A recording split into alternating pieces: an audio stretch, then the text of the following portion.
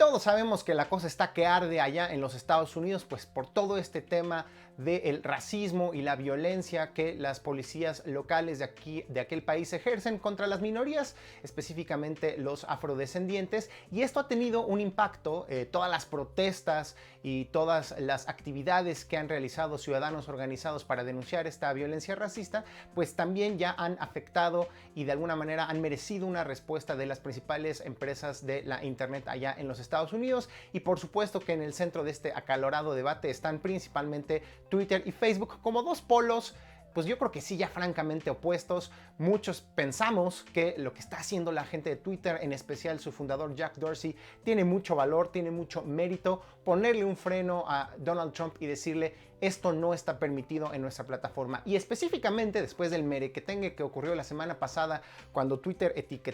puso un enlace abajo de un mensaje de Donald Trump, pues aclarando que la información que estaba dando no era precisa y llevando a las personas hacia un sitio donde podían encontrar más información verificada al respecto, pues le siguió un segundo encontronazo entre el presidente de los Estados Unidos y la empresa de Twitter cuando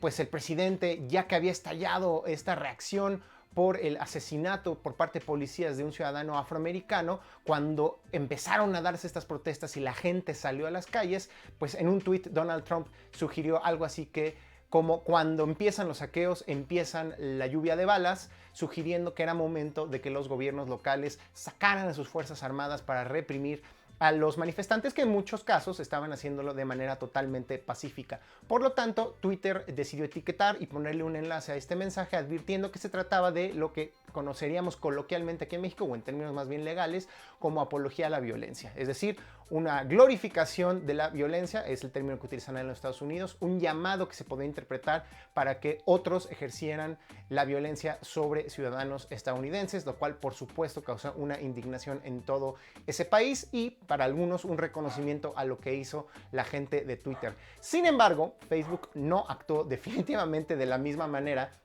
pues porque ellos tienen otras políticas y básicamente lo que dicen que si no se están violando sus políticas y dado que ellos quieren que la gente que visita su sitio tengan los dos lados de la moneda y sobre todo conozcan lo que sus líderes políticos están publicando, ellos o borran por completo o dejan. Y entonces decidieron dejar este mensaje que también replicó ahí el presidente estadounidense Donald Trump, lo cual causó una serie de críticas y reacciones a lo largo y ancho del espectro de medios de comunicación, de analistas, de otros políticos, por supuesto, principalmente los demócratas,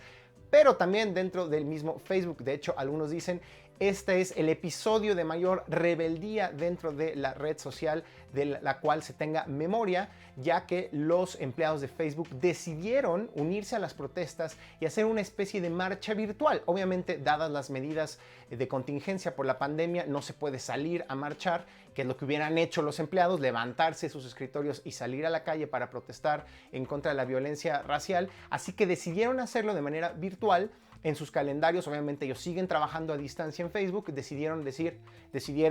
publicar, pues, ¿saben qué? No cuenten con nosotros este día,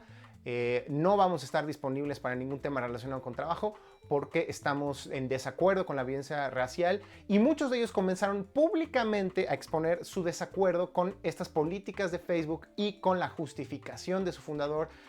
Mark Zuckerberg, alrededor de por qué esta red social sí decidió mantener publicado este mensaje que algunos consideraban era apología de la violencia. Es decir, rebelión en la granja. Muchos empleados de todos los niveles empezaron ya a publicar su inconformidad con esta reacción, pero la cosa no quedó ahí. 2 episodios más le han seguido relacionados con Facebook y con este tema racial. Específicamente, ahora sabemos que Mark Zuckerberg se vio obligado a salir con sus empleados y a tratar de justificar la reacción que hubo por parte de la empresa. Y ahí se reveló, el propio Zuckerberg admitió que sostuvo una llamada con el presidente Trump en donde, según el fundador de la empresa, le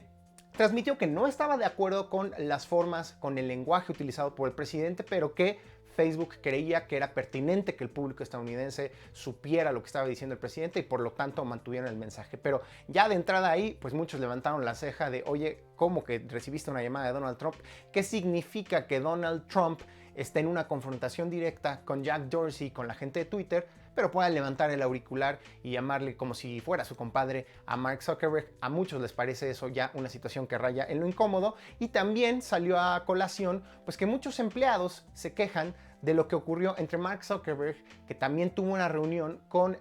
representantes de grupos a favor de los derechos civiles, justamente para hablar de este tema. Como sabemos, allá en los Estados Unidos hay muchos líderes que durante muchos años han tratado pues de derrumbar los muros que han separado a los afrodescendientes, a los afroamericanos en aquel país, ampliar sus derechos, permitirles el voto. Y después de todo este merequetengue, por supuesto que se reunieron también con Mark Zuckerberg, y dicen que la reunión fue un desastre, tanto así que los mismos integrantes de estos grupos de la sociedad civil que se reunieron con Mark Zuckerberg pues hicieron pública su descontento, y específicamente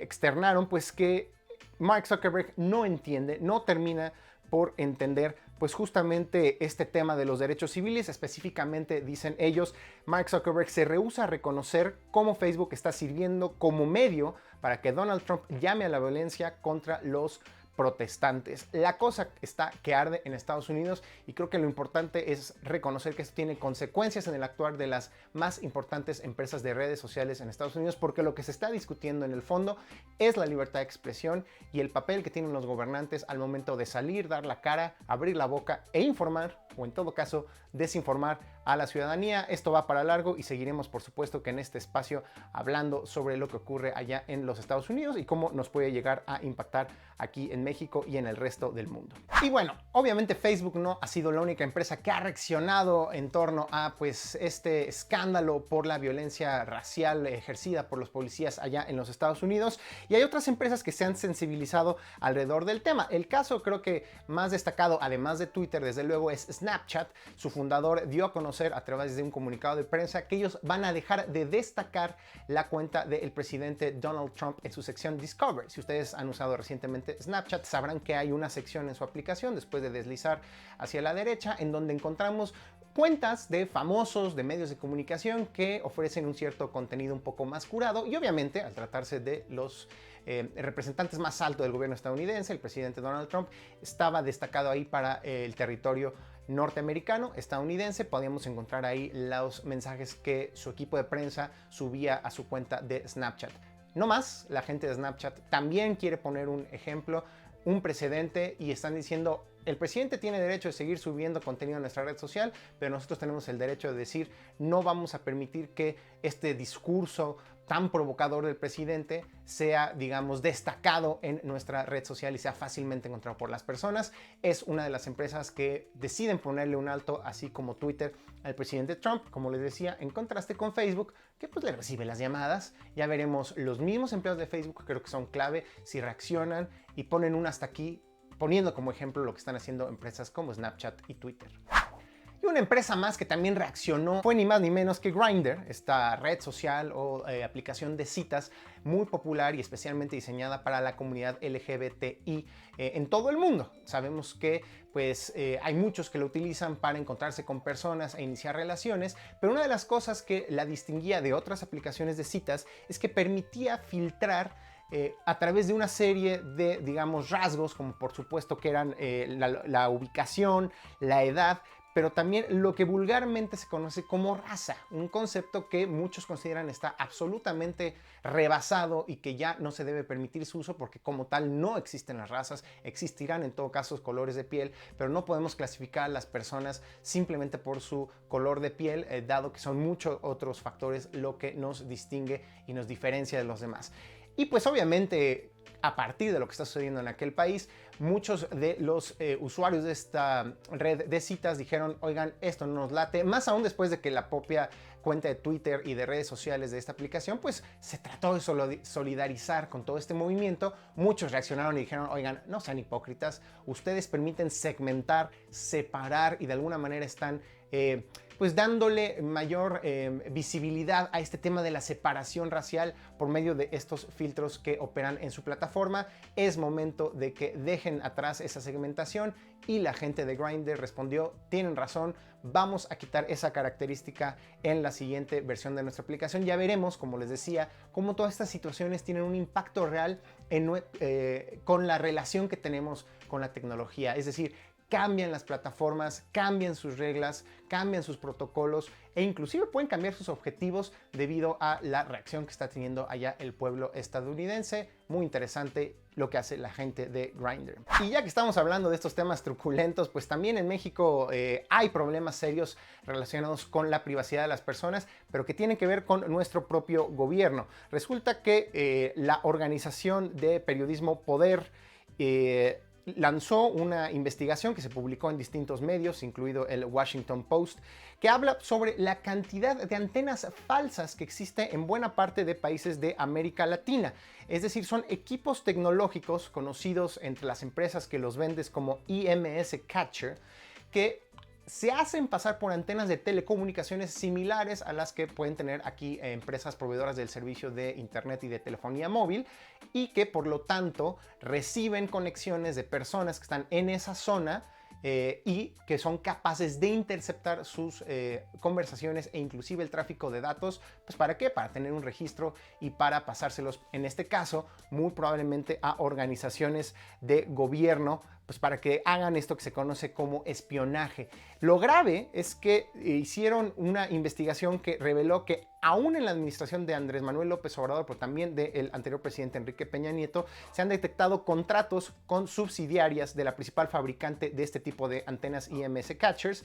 la empresa L3 Harris Technologies. Y pues en nada más la administración del expresidente Peña Nieto hizo 18 compras a esta empresa y se descubrió que en todo el centro histórico de la Ciudad de México existen 13 antenas prácticamente cubriendo por completo el corazón de la capital de nuestro país, lo cual quiere decir que pues si nosotros hemos salido al centro histórico y hemos participado en manifestaciones, marchas, protestas, de las muchas que suele haber en la Ciudad de México, que transitan por las principales calles como Madero, como Avenida Juárez, como el circuito del Zócalo, muy probablemente nos hayamos conectado a estas antenas falsas y se haya interceptado nuestras comunicaciones. Algo muy grave que no solo pasa en México. Esta investigación devela que es algo común en muchos países de América Latina y una señal de advertencia de algo que no es nuevo, que ocurre desde hace muchos años y que los ciudadanos tenemos que conocer para ponerle un límite a las dependencias de gobierno que hacen compras de estos equipos,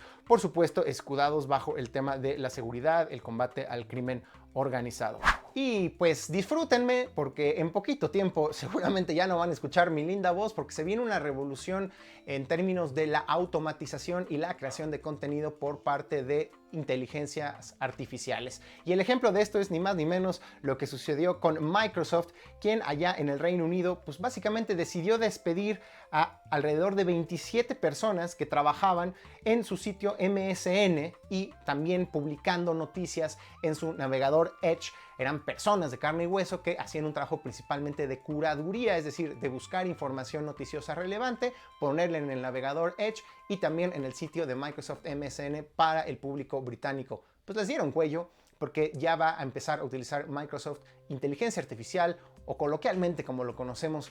robots, que van a estar de manera automatizada haciendo esta selección de información y publicándola sin la necesidad de que haya humanos en medio. Esto es apenas una probadita de algo que desde hace años se veía venir y que amenaza desde luego todo tipo de industrias, las personas que están en centros de atención, los famosos call centers, siendo sustituidos por bots o chatbots en muchos casos, asistentes virtuales como Google Assistant, que también ya son capaces de hacer tareas como